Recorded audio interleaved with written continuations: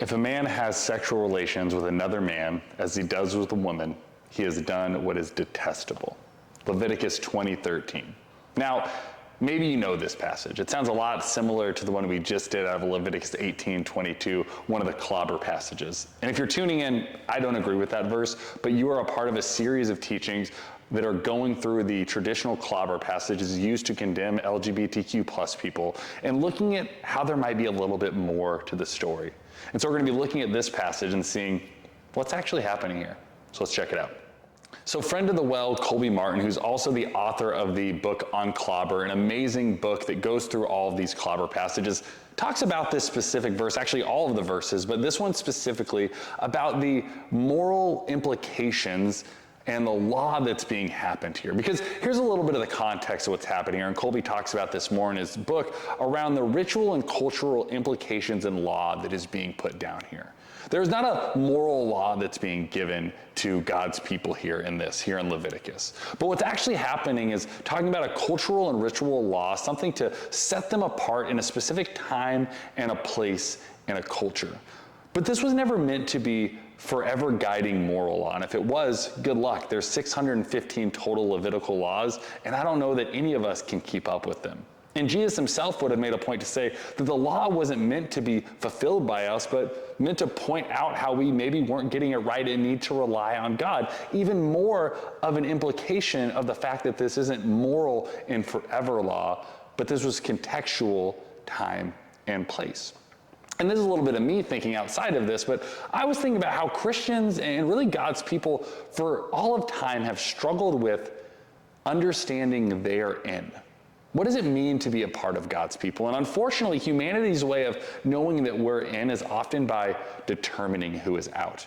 So the modern Christian movement is really caught up in a wave of trying to condemn and exclude LGBTQ plus people. But this isn't the first time this has happened, whether it's women or people of color in the more modern time in Christianity, or go back to early biblical times. Think about the commandment that God gave Abraham in the Old Testament to be a blessing not to themselves, but to everyone. Well, why would God say that?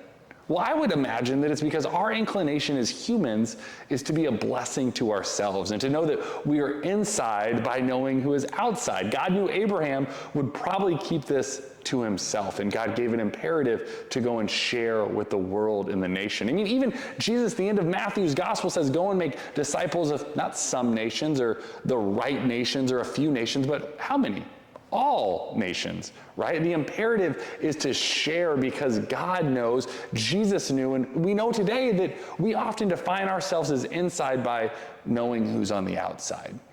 And so this is something that is happening here outside of this text. It is an easy way to condemn and to otherize, to know that straight white people like myself are in because other people are out. But that's not the way of Jesus, right? That's not the way that God has been paving.